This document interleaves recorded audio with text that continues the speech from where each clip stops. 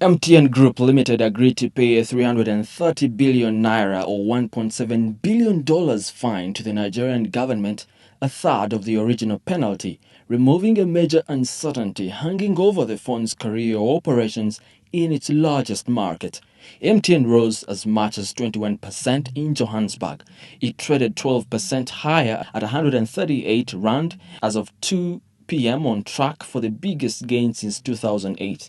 Africa's biggest mobile phone company will also kickstart the process of listing shares of its Nigerian unit on the country's stock exchange, Johannesburg-based MTN said in a statement on Friday.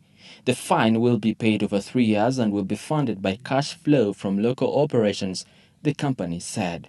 The agreement ends 8 months of start and stop negotiations with Nigerian officials over how to settle the fine, which was levied for being slow to disconnect 5.1 million customers unregistered in the country.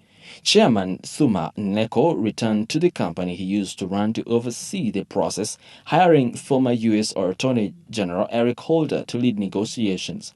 MTN was hit with a penalty for being slow to disconnect customers as Nigeria sought to cut off service to some users while fighting crime in a country with poor identity records.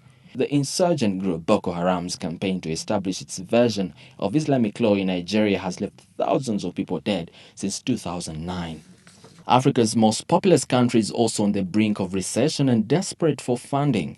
A Nigerian delegation, including Finance Minister Kemi Adeosun, met with bond investors in London on Tuesday as the West African nation looks to raise debts on international markets for the first time in almost 3 years. Nigeria's current focus is to start injecting money into the economy through capital projects, Robert said. With the extreme pressure on government finances, they have been desperate to find alternative sources of revenue.